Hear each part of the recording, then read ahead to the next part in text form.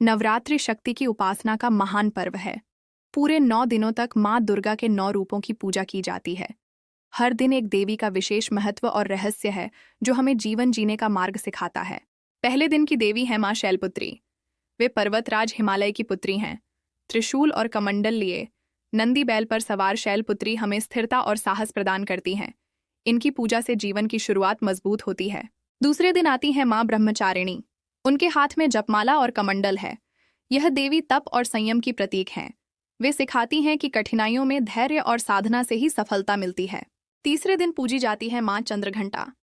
इनके माथे पर अर्धचंद्र है और इनके स्वरूप से घंटियों की ध्वनि जैसी पवित्र आभा निकलती है। चंद्रघंटा की पूजा से भय और नकारात्मकता दूर होती है। चौथे दिन की देवी है माँ कूष्मांडा। मान्यता है कि उन्होंने अपनी दिव्य मुस्कान से ब्रह्मांड की रचना की थी। इन्हें आदि सृष्टि की जननी भी कहा जाता है।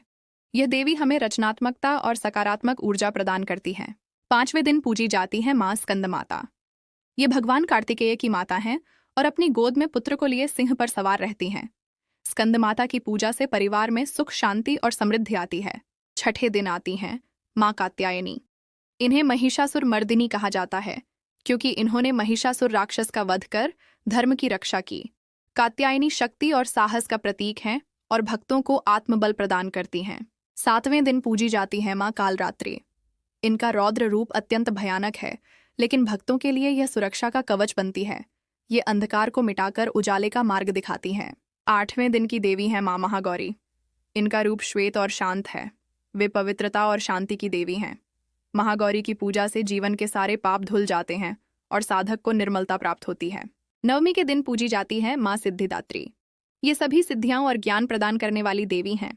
शिवजी ने भी इन्हीं की कृपा से अर्धनारीश्वर रूप धारण किया था। सिद्धिदात्री की आराधना से मोक्ष और पूर्णता की प्राप्ति होती है। इस प्रकार नवरात्रि के 9 दिन केवल देवी की पूजा ही नहीं, बल्कि जीवन के हर पहलू को संतुलित करने का मार्ग है।